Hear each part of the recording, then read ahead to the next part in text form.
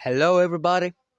Welcome back to the LECA Low ELO Tournament Chess Finals Day 5. The first low ELO LECA tournament of the Discord server is coming to an end. And then we're gonna have to wait like 3 months for the next low ELO, 3 months for the next mid ELO, and next weekend the high ELO begin. And it will be more fun, more complicated, and less blunder-like.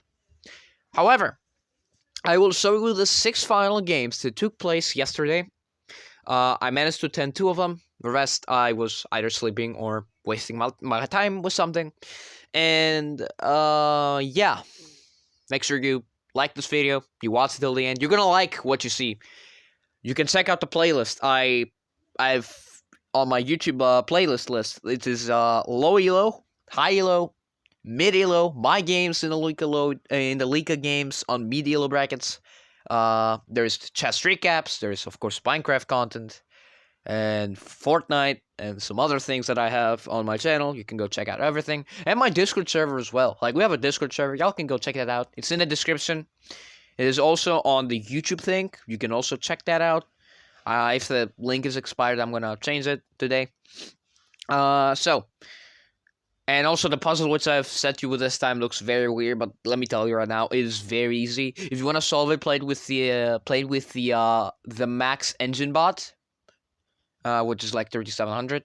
You just set that on your own. It's like the one bot with a square and a number on it. Yeah, that bot.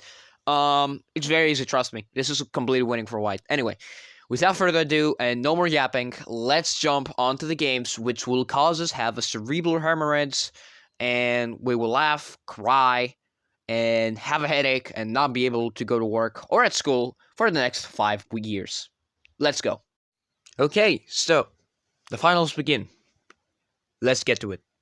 E4, E5, knight f3, knight c6. We have a Ponziani opening. Okay, so I'm going to be honest with you.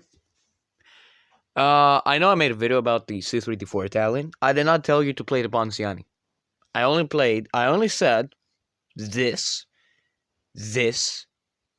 and in this case you might have to, well, in this case some people will go for like something like this, but I said to you play this, which is a more slightly better option. You go for a nice little c3 here, and if you castles, then you would just you would kick this bishop around, and then it goes like here, then you try to trap it. And in this case it's kind of bad because of this, but that was the whole point. But c3 immediately is opening amongst beginners. It's like a quick nice little d4 push.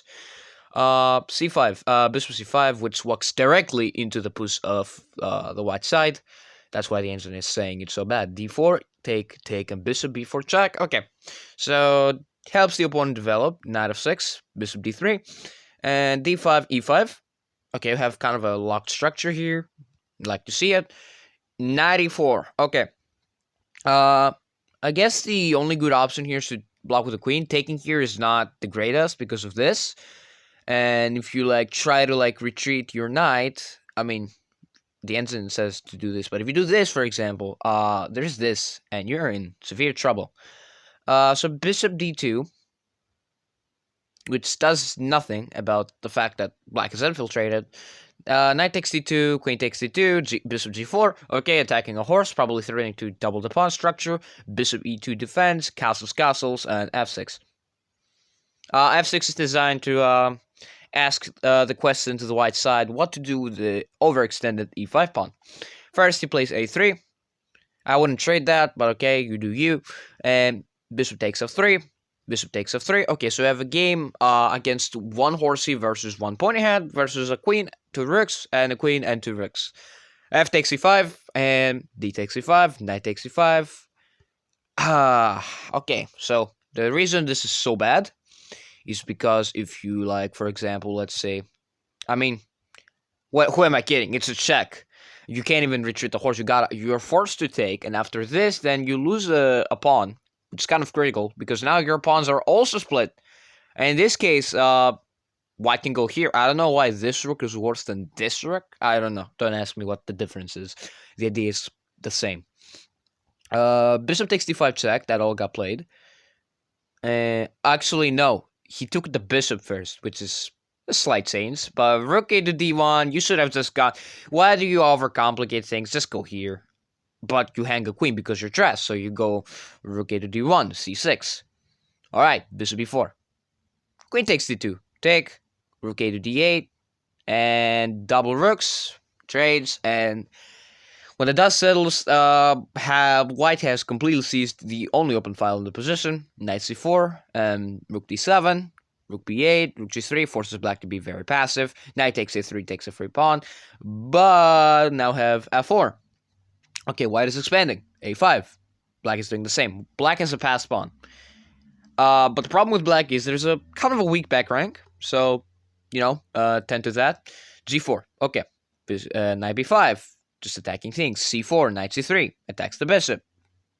Bishop c2, b5, take, and f5. Okay, well, white is coming down, but black is probably going to be the faster one. a4, rook a7, h6, h4, b4, take, and b3, rook a1, you go here, now you stop this. Rook b3, now white's rook is going to be kind of passive, and black's rook is going to be a little more active. G2, king g2, king g8, king f2, king f7, brings the kings, slowly going to win white's pawns. You go here, you go here. You don't take that pawn. It's actually kind of bad for you because here, if you take here, it's game over. Not after that. Because you just reached the pawns, and white is not in time to reach any pawn in any. And this endgame is just completely lost. You can't do anything to stop this endgame. So we have king d3 instead, which is the better move. I know the internet doesn't like it, but I like it. King f4, g5, take, g6, take, and king c2, king f5. He does this because there's no hope, and now have a winning king and pawn endgame. And you slowly shoulder the king away, and you make a rook. Okay, so we're gonna see a demonstration of a rook and king checkmate instead. King d4. Okay, so black proceeds to do it in a slightly different way. Okay, so you want to do this like really faster. There's two ways. So if you cut the king off, you can either take opposition, just keep taking opposition, keep taking opposition, and once you like go here, for example, and he takes the opposition, you check. If he goes here, you do this. That's one way to do it. Now the other way to do it is after this, you do it. Okay, don't give checks, but it's okay. Let me fix it again. So you do this instead. You go here. If he keeps going down, you bring the rook. If he goes down, you bring the rook. If he goes again down, you go here. If he goes up, you bring the king. And if he goes down, then kings and rooks will alternate. The king will go over the rook. And if he does this, then you bring the king. And if he goes here, you bring this. And if he goes here, you do this. The point is, if the king attacks the rook directly, for example, here, I might have to make a video on this because it's going to take a while. So if the rook attacks the thing, giving a check here is kind of bad because that's a king kind of escape, so you have to go back and redo it. So for this, you actually bring the king. That's the whole point. Everybody pretty much knows this, but not the beginners, because rook checkmates are kind of hard. Okay, so we have rook e2, so he does it this way, kind of both ways at the same time. I'm going to be completely honest with you. He does it, don't give checks, it's kind of bad. Now, he does it like both ways at the same time. Now he does it with the other way, which is take opposition and then give a check with the rook. You gotta bring your king, you give it check, and slowly but surely you force the white king in the corner and you give checkmate. Okay, that was the first game, so these are the participants for the final game, and Banana takes a 1-0 lead. Alright, next game, now the players switch colors. Previous guy played with black, now he's going to play with white, and the guy who played with white plays black. Okay, so I have an England gambit. Okay, now if you're going to play the England gambit, take the pawn. If you attack it, you defend it. And if you attack it again, let the pawn die. Okay? Because after they do this, if they take the pawn, you just go e4. And let's say they take your knight, now you're completely winning because of this. And if they do literally anything, you're going to go for fast development. And they're going to try to develop. You're going to go for, guess what? Fast development. in this case, this is very good. And if they attack you, you just you can take because it's a free thing. Congrats, you won a piece. So in this case, you actually gotta develop, and actually long castles are suggested here. What about short castles? Okay, gives a little bit of advantage, but not that much. Uh, in this case, if they attack you, you attack the queen, danger levels that it's called, and then you go here and you win a piece. Actually, congratulations, you won a piece, and you've derailed your opponent's castling rights. So that's how one way they can lose. But we're going to a mainline England gambit. Okay, so apparently top engine move theory suggests this to add like some more pressure to this pawn, and if they take the pawn, you gotta go here, and they take the pawn again, they lose a piece. So and then you just defend it, and you go win the rook, but they're not gonna let you do that. They're not stupid, so they're gonna go here, and then you take this pawn back. And black is probably going to get some faster development now if they attack you with the thing. Taking this pawn is kind of very risky. Because of takes, and then here. That queen is kind of locked out of the game, but it can escape. And that pawn is double attacked and kind of impossible to defend. So you go here. He's going to take the pawn and derail your castling plans. And white is completely winning. So the England gambit will backfire in rapid games. Don't play it.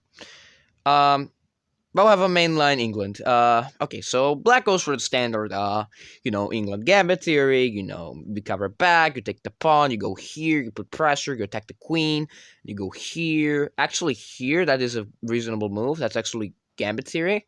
Then you attack the thing, and then you go here, and then the queen has to maneuver, and then stuff like this happens.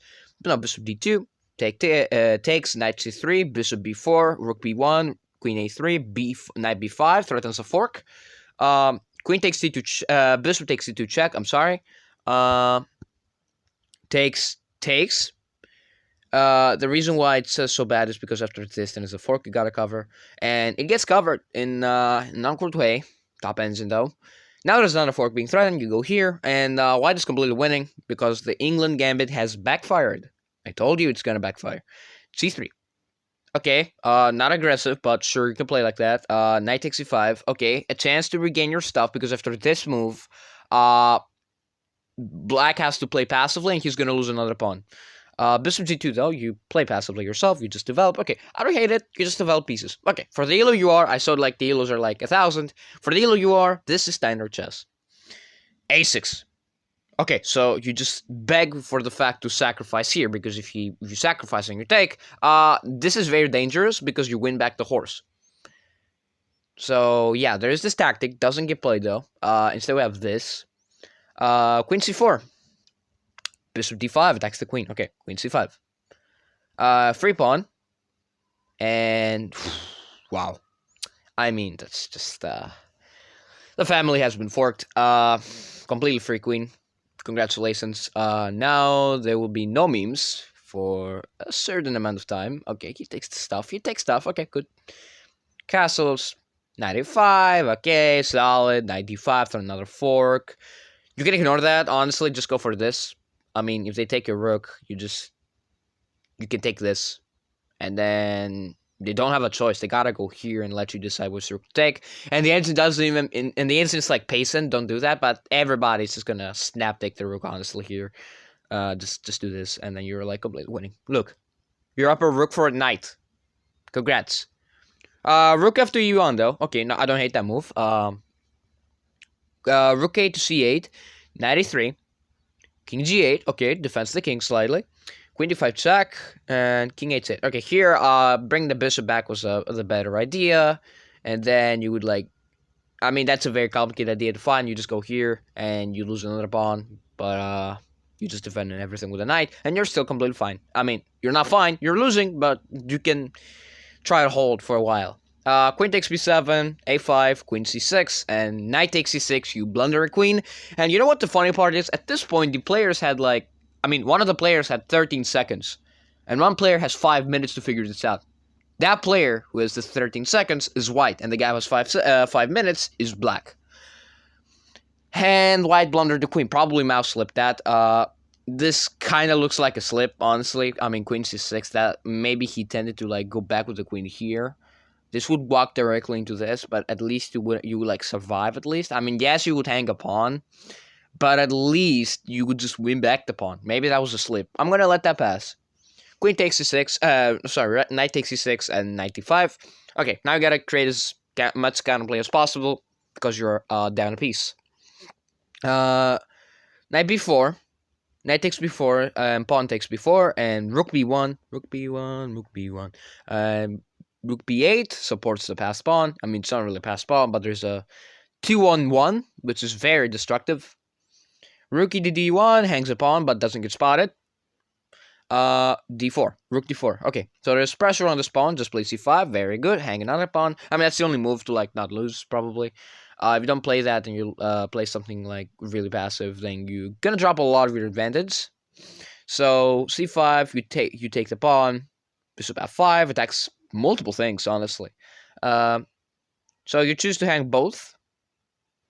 Here there was this, not this, this. The idea is if you take, and I'm just gonna support the pawn, and there's no way this pawn is gonna get killed. The bishop is the anchor of the pawn, and the pawn also defends the bishop. Common endgame pattern. Okay, so we have rook takes d6, bishop f5, rook d5, bishop takes c2, rook b2, and bishop e4. Hang another pawn. Okay, so white is kind of making a comeback, but it's not really a comeback, honestly. Rook e to d8, rook c1, b3 and f3. Okay, attack something. Okay, again, anchors the pawn with the bishop. In this case, you gotta sacrifice, because that pawn is unstoppable. But okay, bishop d5. King f2. Okay, he brings the king up. Rook d to c8, rook c to b1. So passive. H6. e4, e6. f4. Okay, so white is making some progress. Okay, g6 and king e3, king g7, e5, king f7, king e4, king e7, king d4, king d7, king e4, and bishop f5 check, and white resigns. Because he lost the rook, and this endgame is completely lost. Unfortunately for the banana dude, he didn't make it. He didn't win this round, so we have an equal match. So let's go to the next game. Alright. So at this point, the players have an equal score. Okay, so now the players are back to the original colors. That's why we see another Ponziani opening. But this time we have d5. Mainline Ponziani. And queen a4 is actually mainline, believe it or not.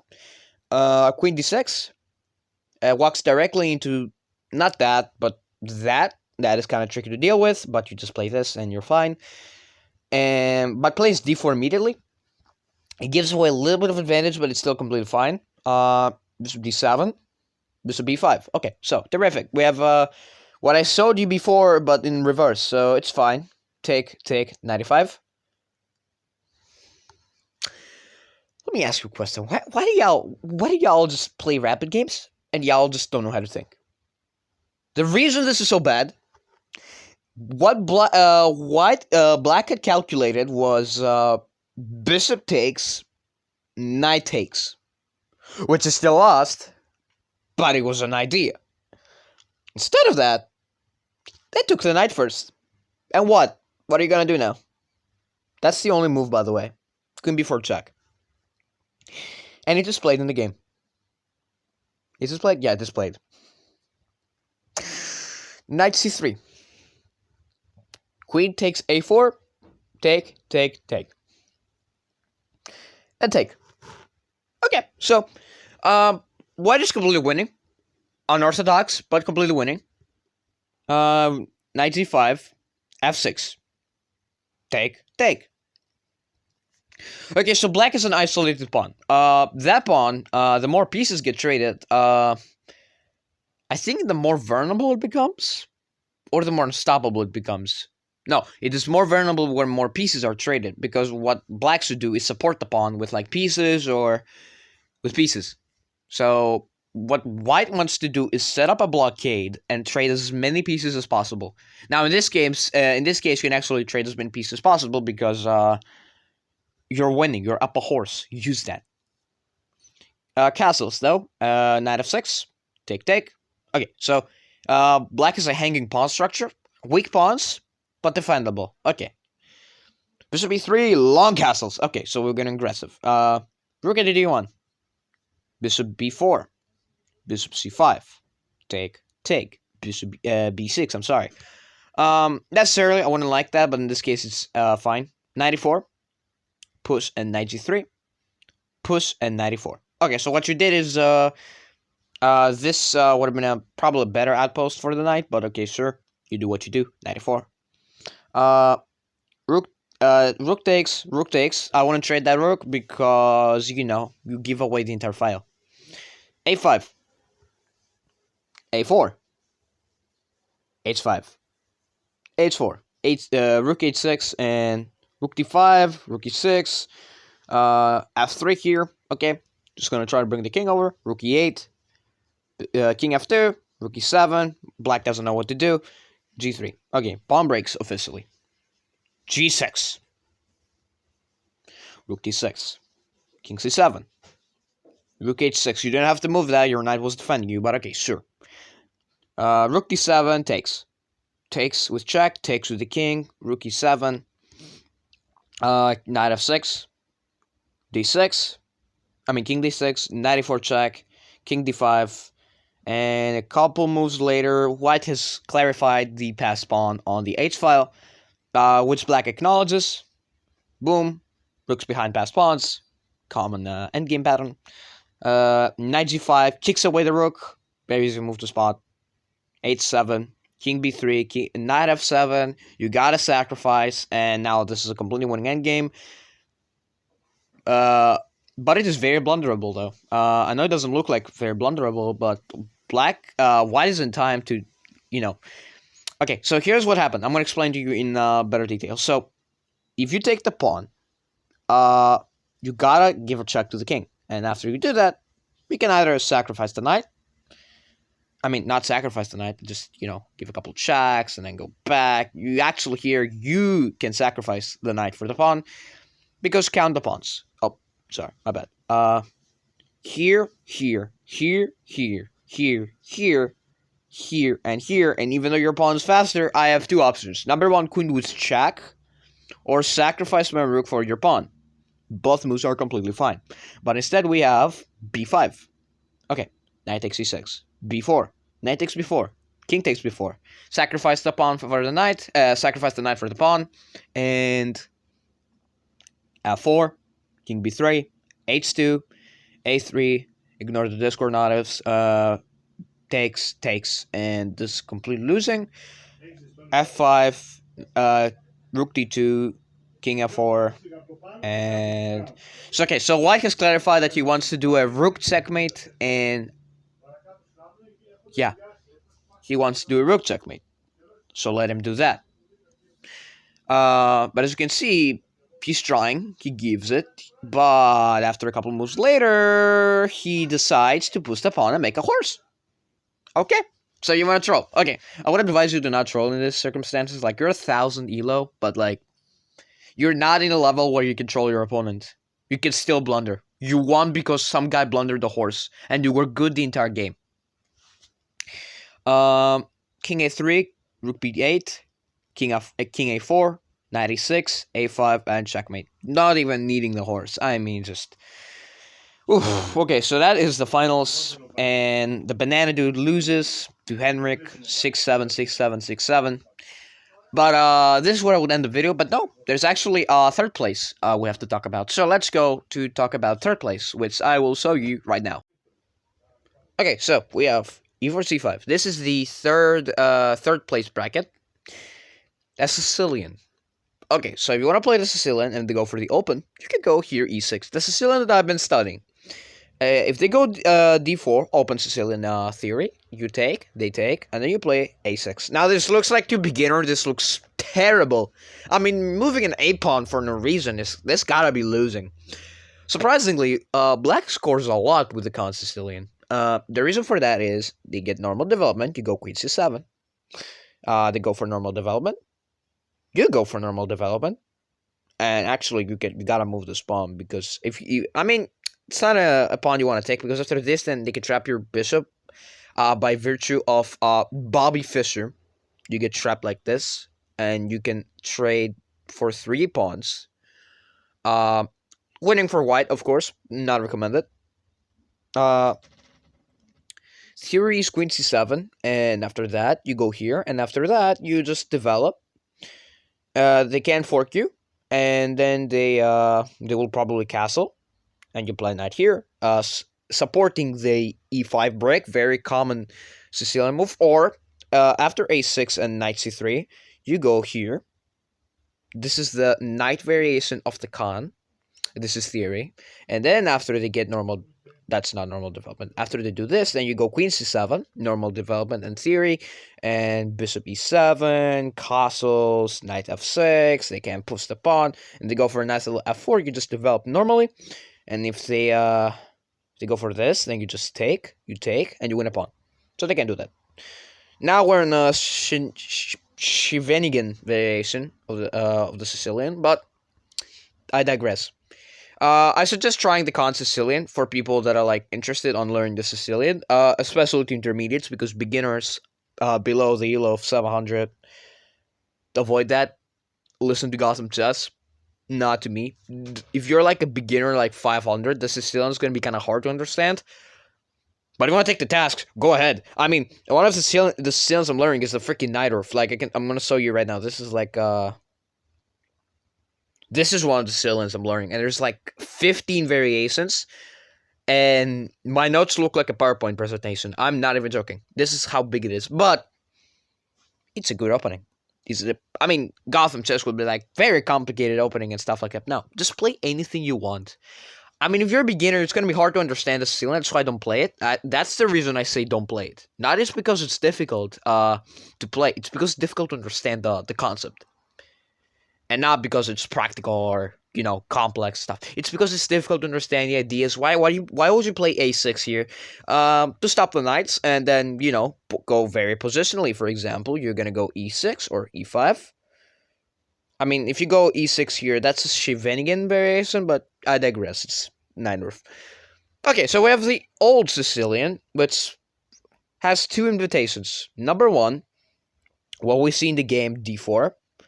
Number 2, the Rossolimo, which is another Sicilian that I'm studying for white. But we have the open, and we have the open Franco Sicilian. Now, I showed you the Khan Sicilian like a couple minutes ago. This is open Sicilian with knight f6, and French variation of the Sicilian with e6 at the same time. This is the way you can play. The point is, if they go here, you just take, and then you queen c7 check, and if they do that, you just you retreat the knight. I mean, that's the top engine line. I don't know if there's like theory behind it. Probably there is. Knight c3, but instead of going for traditional French variation and transposing to the French variation, and then to a Taimanov, which is even more intense to learn, but very fun. I've seen a couple of things about it, but didn't get too interested. And then you can play it on the style of a Khan, or Anyway, I have d5 though, which is kind of different than all the things I've seen so far. Take bishop b5, and we have bishop d7. Now the reason this is so bad is because castles, and after your castle, if you take the pawn, there's problems. Because there's knight takes d4, not that one. I mean, knight takes d5. And you are in a lot of trouble, because after you get your normal development, there's this attack with the queen, which you have to block, sure. And after that, you got a trade here, yep. And after you take, this position is very hard to defend. Like, if they take here, top engine, they follow top engine line, and then give you this check, you gotta move your king here. And then it's gonna get a little spicy. But we have knight takes d4 though, wrong pawn, and wrong knight. Knight takes d4, and what he calculated was this, probably, but still loses a whole horse. But we have queen takes d4, bishop takes b5, and knight takes b5. And what have you accomplished? Material looks 2 knights and a bishop versus a bishop and a knight. This looks like black is winning, because, as you can see, I mean, what am I talking about? This looks like black is gonna win, probably, because he's gonna develop his pieces and, castle very fast. No. You gotta play f6 to anticipate a check and then move here. Because if you don't do that and you like develop, this is brutal. So yeah, bishop b6 hangs a rook, but you still get this. Very complex idea. And after takes, you gotta go king f8 here, but he doesn't. So check, and you win a rook, and you take the knight, and rook f1 check, and a couple moves later, you're mated. Yeah, so that's how this game ended. Let's go to the next game. Alright, so the guy who was 1200 took a 1-0 lead, but now the comeback has begun. I told you about the Sicilian cod, told you about the Franco variation of the Sicilian, told you about the Taimanov, told you about the Najdorf. Now it's the colors are inverted. So what are we going to see? G3. Okay, so I know G3. Hikaru wins a lot with the speedruns. How do you want to battle an opening like this? You go D5. If they go for the normal stuff, E5. And to go for the normal stuff, push. And they gotta either go back or go in the front and get absolutely butchered by this knight. Is to try to stay here. You can push, sure, but like, just go f5 here. Just class down the position. Just lock down everything. Make this nice little wedge in the center. If they go for undermine moves, develop, doesn't matter. And if they take you, just take back. And they go here, you can take, but I would just go here. If they go for like rapid development of the horse and attack the spawn, just go here. If they go here, you just you can move the queen to defend the spawn. Or yeah, actually gotta move the queen here. I mean, yeah, sure, it says white is winning, but like, I mean, black is a normal center. It's not really good. Instead of that, we have d5, bishop g2, e5, e4, d4, knight f3, bishop d6, d3, c5, knight b d2, and knight f6. Okay, so black has made this nice little wedge in the center, which is an advantage for black, but white will play undermining moves like c3 here to like double the pawn structure. Like nice little c3 here would be really nice. But black could ignore, and if you take, you just take like this. And now black has a very locked center and can attack probably in the future, not now. Knight c4 though is the move chosen. Try to get rid of that bishop. Gets rid of the bishop. It was kind of a not really the greatest bishop, but sure, you got the bishop here now. Castles, rook e1, b5, b3, a5, bishop b2, a4, take. Okay, if somebody does something like this, their hope is to open up either the a file or the b file. If something like this happens, it's better to just ignore and develop, because if they take, you are the one who's opening up the file, and now you're threatening a response. Like here, for example, you don't even take, you just like find a way to get into the black position, like knight h4 here is very good. And if you go for another undermining move, here you can take. Actually, you gotta take here, honestly. And if they take back, you just you take the second open file. And if they take, you're winning now, kind of. And now there's gonna be a little bit of imbalance. Now 4 rooks are staring down 2 open files. And the game is kind of going to be more fun for you and the opponent. But bishop takes b takes a4, b takes a5, b takes a4, and a3. Bishop a3. I'm sorry. I'm messing the things, the figurines, so badly today. I don't know why. Knight a7. Also, I just realized this is supposed to be like with letters, and it's not that. So yesterday my chess.com glitched kinda, and everybody from the phone app was like kicked off their accounts. And we had to like wait a little bit for the issue to be resolved. I thought I lost my account for a second, but it wasn't lost. 92. And then I have to like reset everything back to what it was. So that's why the chessboard is a little changed, because I found this style better than the previous one. Knight b5. Okay. Knight c4, queen c7. Alright, good. We have a balanced position. Bishop b2 and a3. Bishop c1. Now, the reason why it says black is better is because black has more space and is probably winning the battle on the queen side and probably soon in the center. In the king side, not so much. They're both equal. Bishop g4. f3. Knight c3. Danger levels. Okay. Queen d2. Knight f6, bishop b6, and knight takes a3. Takes the pawn, which was free and hanging. Knight takes e2, takes the other pawn, which was also hanging. Knight b5, danger levels. Queen b6, c4. Okay, so here, and peasant is very good. After you do this, yes, you got a split structure. Yes, you got all that, but black will have to pull out. And you will probably have to take that. And after this, you control a really open file. But no, knight c3. Okay, terrific. It's fine. It's still good of a move. I don't hate it. Rook takes, knight takes, d takes, queen takes. Okay. So out of all of this Armageddon that just happened, white is winning because of that pawn on e5 is extremely weak and it's probably going to fall very soon. It falls. Queen b1, queen takes e5, and rook a1. Should have taken the pawn chain while you could, but no, instead you decided to be a little more fancy, and now he defends the pawn chain, and bishop d2 is a big problem. Now you gotta retreat, take, and you block with the bishop. You gotta block with the queen, but sure, it's fine. Queen d1, f4, take some space, king f8, f5, bishop takes f5, e takes f5, and f6, doesn't do anything. Queen goes back a little bit, hangs a pawn in the process, but doesn't get spotted. Queen f1. Okay, so white is threatening a discovery check. What check are we talking about? This check.